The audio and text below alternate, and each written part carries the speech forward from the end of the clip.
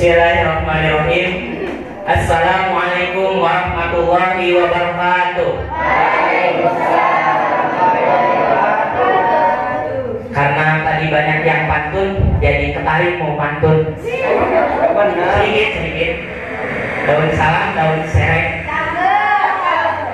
Yang menjawab salam baru sawareh. Sekali lagi ya. Bismillahirrahmanirrahim. Assalamualaikum warahmatullahi wabarakatuh. Yang menjawab salam saya doakan masuk surga. Yang tidak menjawab salam semoga masuk surga juga. Karena gak enak kan masuk surga sendirian. Innal hamdalillah. Alhamdulillahilladzi arsala rasulahu bil huda wa dinil haq liyuzhirahu 'ala dini kulli wa kafa billahi syahida. Asyhadu an la ilaha illallah wahdahu la syarika lah wa asyhadu anna Muhammadan 'abduhu wa rasuluhu alladzi la nabiyya ba'da. Allahumma shalli wa sallim wa barik 'ala sayyidina Muhammad wa 'ala alihi wa sahbihi ajma'in. Rabbi shrah li sadri wa yassir li amri wahlul 'uqdatam min lisani yafqahu qawli. Yang kami hormati pimpinan Pondok Pesantren Al-Musyahadah, yang kami hormati para dewan guru, para pengurus Pondok Pesantren Al-Musyahadah, dan teman-teman seperjuangan satu alma mater, satu pondok di Al-Musyahadah ini yang saya hormati dan saya banggakan. Ya, dan juga ucapan terima kasih terkhusus kepada saudara saya Muhammad Deden Solihin yang telah mensupport saya dari awal sampai sekarang.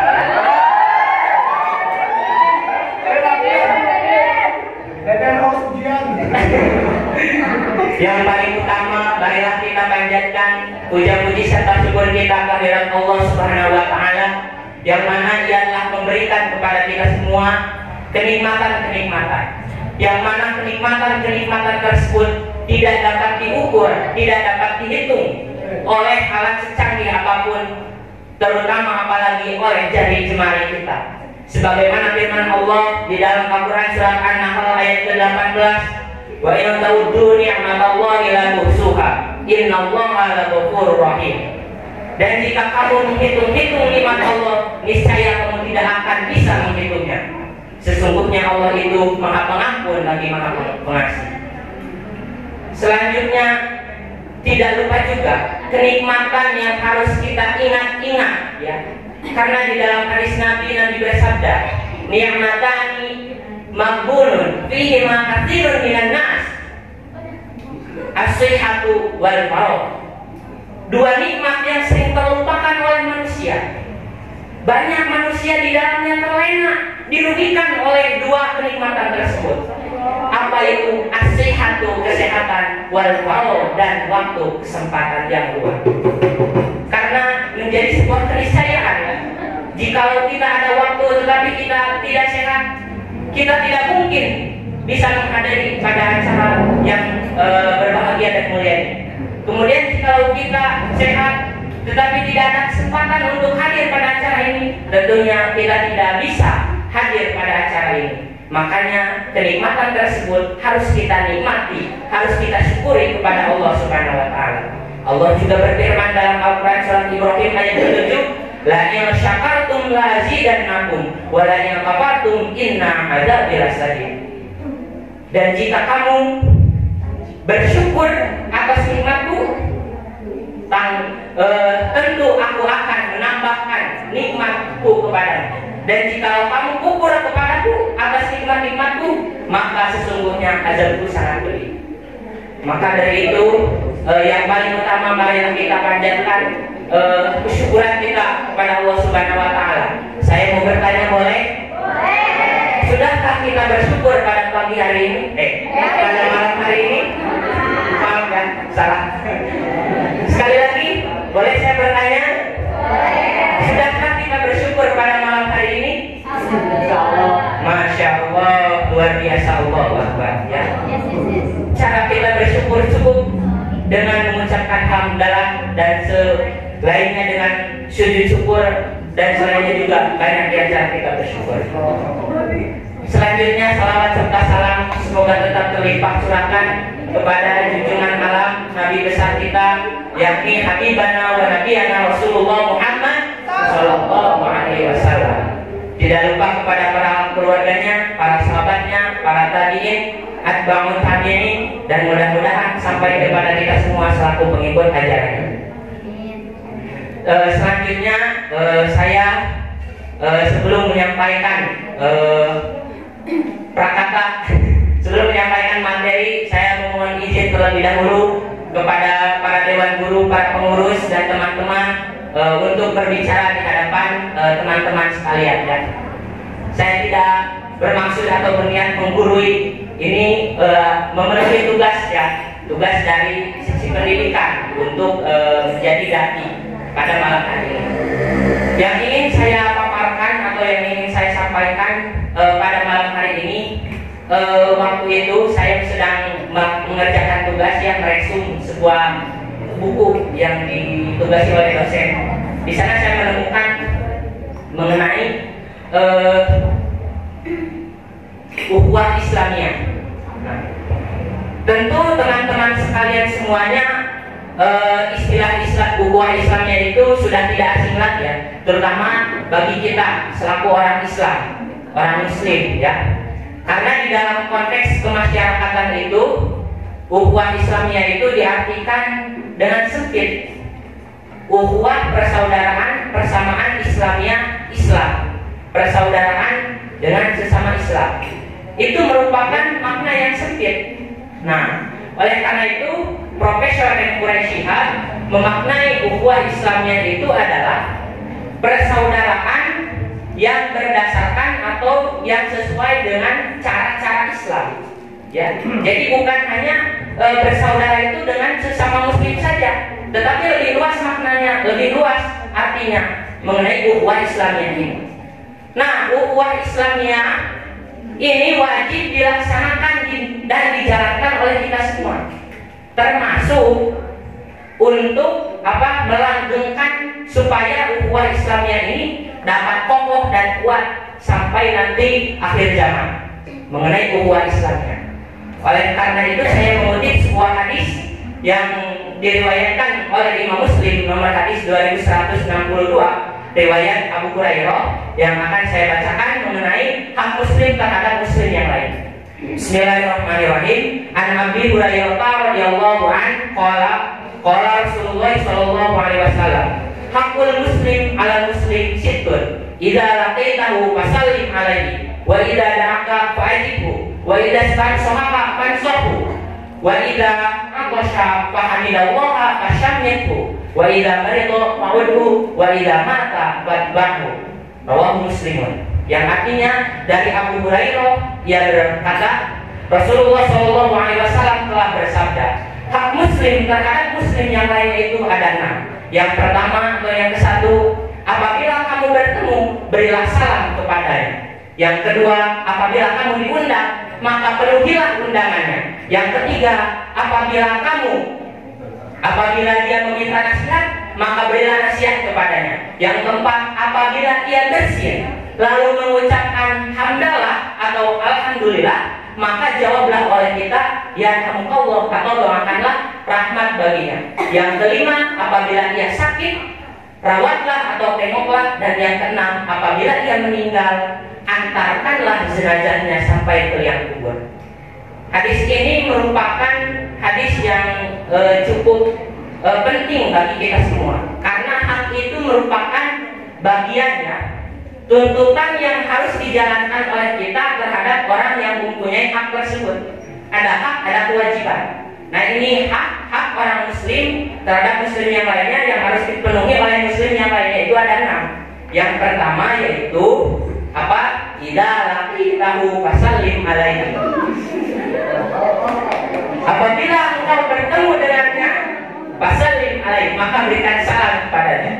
Para ulama berbeda pendapat ya, bahwasanya di sini itu bukan untuk memulai salam, tetapi menjawab salam. Karena hukum memulai salam itu sunnah. Tetapi kalau menjawab salam itu para ulama ada yang berpendapat wajib, ada yang berpendapat fardu kifayah. Jikalau wajib, kalau ada yang salam tidak dijawab maka hukumnya dosa. Hal ini sesuai dengan ayat Al-Quran surah An-Nisa ayat ke-86. Wa idza hayyitum bi tahiyyatin fahayyu bi ahsana minha aw rudduha. Dan apabila kamu diberikan kehormatan, suatu kehormatan atau salam, maka balaslah salam tersebut dengan salam yang lebih baik atau sama dengan keadaan tersebut. Bagaimana? Misal contoh, saya bertemu dengan saudara muslim saya ya, akhi, assalamualaikum. Nah, cara menjawab yang lebih baik itu ditambahkan waalaikumsalam warahmatullah. Jikalau saya assalamualaikum warahmatullah, ditambahkan lagi oleh yang menjawab waalaikumsalam warahmatullahi wabarakatuh. Lalu bagaimana kalau komplit? Assalamualaikum warahmatullahi wabarakatuh. Jawab tambahan lagi waalaikumsalam warahmatullahi wabarakatuh wa ridwanuhu. Amin ya Allah ya rabbal alamin. Kemudian yang kedua, hak para muslim terhadap muslim yang lainnya yaitu apabila diundang maka kita wajib memenuhi undangan tersebut. Di dalam hadis ini khusus untuk walimatul ursh, yaitu resepsi pernikahan, itu wajib didatangi. Tentunya apabila kita menikah lalu kita mengundang dan dia tidak datang, bagaimana perasaan kita? Kecewa atau bahagia? Ya kalau mantan. Kalau kita kan bukan mantannya, otomatis kecewa ya. Supaya tidak kecewa maka penuhi undangan tersebut. Nah ini sesuai dengan hadis Nabi, idza du'iya ahadukum ila walimatin walyujib. Apabila kamu diundang kepada resepsi pernikahan maka kamu wajib memenuhinya, wajib hadir. Lalu bagaimana permasalahannya ketika satu hari itu mendapat 3 undangan, teman kita dalam satu hari 3 orang menikah. Nah kata Nabi, datangi yang dekat dulu. Misal di kampung saya ya, ada Randi, ada Adi. Randi orang Sumedang, Adi orang Tasik. Nah, dua-duanya nikah berbarengan. Siapa dulu nih yang harus saya apa? Mereka kan pasti mengundang saya. Nah, siapa dulu yang harus saya datangi? Ya orang dekat dulu, orang Sumedang dulu, karena saya dari Bandung Selatan. Dari Bandung Selatan Sumedang sekitar 2 jam. Kalau dari Tasik jauh banget gitu. Ya. Selanjutnya itu mengenai hak yang kedua ya. Hak yang ketiga adalah apabila meminta nasihat maka berilah nasihat kepadanya. Para ulama menghukumi wajib kalau ada seorang muslim meminta nasihat, meminta jawaban, meminta wasiat harus diberi. Karena nanti kalau tidak diberi akan menimbulkan apa? Sakit hati di sini, sakitnya tuh di sini. Ya. Makanya kalau diminta nasihat harus diberi nasihat tersebut ya. Kecuali kalau kita tidak minta. Nah di sini redaksinya istansohaka ya, istansoha yang artinya meminta. Nah jikalau tidak meminta itu tidak apa-apa. Nah kenapa harus meminta? Supaya tidak terkesan menggurui. Kalau kita sedang duduk saja ya, tiba-tiba datang Kang Surya, lah mana ulangi, naon? Nah itu terkesan menggurui kan? Terkesan menggurui sehingga saya tidak terima. Oh jadi kan aneh gitu. Tiba-tiba menasihati.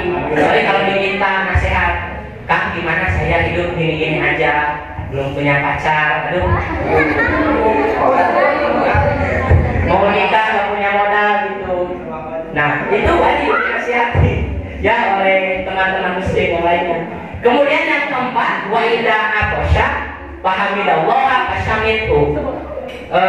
Apabila dia bersin ya lalu dia mengucapkan alhamdulillah maka kita harus menjawab dengan ya hamdulillah. Nah bersin itu merupakan proses pengusiran partikel berbahaya ya, partikel berbahaya lewat hidung dan mulut yang diiringi dengan apa? Lendir dan udara. Nah, bersin itu merupakan suatu sistem pertahanan tubuh karena mengeluarkan virus, bakteri, kemudian hal-hal yang buruk yang mengotori hidung kita. Makanya kita perlu bersyukur kepada Allah ketika bersin tersebut. Nah, bagaimana ketika mendengar teman yang bersin, dia tidak mengucapkan alhamdulillah? Tidak apa-apa, tidak perlu dijawab, ya. Karena kata Nabi, makruh hukumnya menjawab mendoakan orang yang bersin tetapi tidak mengucapkan hamdalah. Hadisnya itu idza aqasha ahadukum falyaqul alhamdulillah. Apabila kalian bersin maka ucapkanlah alhamdulillah. Ya. Faqalahu akhuhu aw sahibuhu, maka katakanlah oleh siapa? Oleh temannya atau oleh sahabatnya, ya Allah, semoga engkau dikasihani oleh Allah Subhanahu wa taala. Wa id qala ya Allah faqala falyaqul yahdikumullah wa yuslih balakum. Dan apabila temanmu itu yang tidak bersin mendengar jawaban ya Allah, maka yang bersin tadi itu menjawab lagi yahdikumullah wa yuslih balakum. Semoga Allah menunjuki kepadamu dan membereskan, menyelesaikan semua urusanmu. Nah, itu indahnya menjadi seorang muslim, ya. Bersin saja kita disahuti, didoakan oleh sesama muslim kita. Apalagi kalau yang lainnya, ya. Kemudian yang kelima, karena ini waktu, ya. Wa idza marido faqudru, apabila ia sakit rawatlah atau tengoklah. Nah, yang harus kita ketahui bahwasanya ada suatu penelitian ilmiah bahwasanya orang yang sakit itu tidak mesti atau tidak melulu sembuh karena faktor medis saja, tetapi ada juga dari faktor psikologis. Mengapa demikian? Karena orang yang sakit itu biasanya mengalami gangguan-gangguan psikiatris. Apa itu? Biasanya mudah marah, depresi, cemas, hilang harapan hidup. Nah, jika itu dibiarkan akan berakibat fatal. Nantinya kualitas hidupnya akan menurun. Jadi pesimis kesananya. Saya mau gini-gini aja, gak sehat-sehat. Nah, ketika orang sakit tersebut mendengar doa yang kita panjatkan, merasakan kunjungan yang kita kunjungi, tidak apa-apa, tidak membawa makanan juga, membawa doa saja sudah cukup. Itu sangat membahagiakan orang yang sakit tersebut. Di dalam hadis Nabi disebutkan bahwasanya orang yang jenguk orang yang sakit itu apabila dilakukan pada pagi hari, maka 70.000 malaikat mendoakannya sampai sore hari. Begitupun sebaliknya, orang yang menjenguk pada sore hari didoakan oleh 70.000 malaikat dari sore hari sampai pagi hari. Itu merupakan sebuah keistimewaan atau keutamaan kita menjenguk saudara kita yang sakit. Dan terakhir yaitu wa idza mata fatbahu, dan apabila dia meninggal maka antarkanlah jenazahnya sampai ke liang kubur. Mengantarkan jenazah itu merupakan sebuah ekspresi menampilkan ekspresi kita, kebaktian kita, rasa penghormatan kita kepada jenazah tersebut, bahwa kita itu benar-benar sayang, benar-benar hormat kepada jenazah tersebut, ya. Makanya kita disunahkan untuk mengantarkan jenazahnya. Ada kecuali di dalam hukum, yaitu bagi perempuan itu jika tidak kuat tidak apa-apa untuk perempuan, tetapi untuk laki-laki bisa berubah keadaannya, bisa menjadi wajib jika orang yang meninggal tersebut itu orang yang harus kita bakti. Contohnya kepada orang tua kita, itu wajib mengantarkan sampai ke liang kubur, ya. Kemudian kepada guru kita itu wajib, karena orang-orang tersebut berjasa dalam kehidupan kita, ya. Nah, sehingga saya menyimpulkan bahwasanya yang saya sampaikan ini, ya, semoga dengan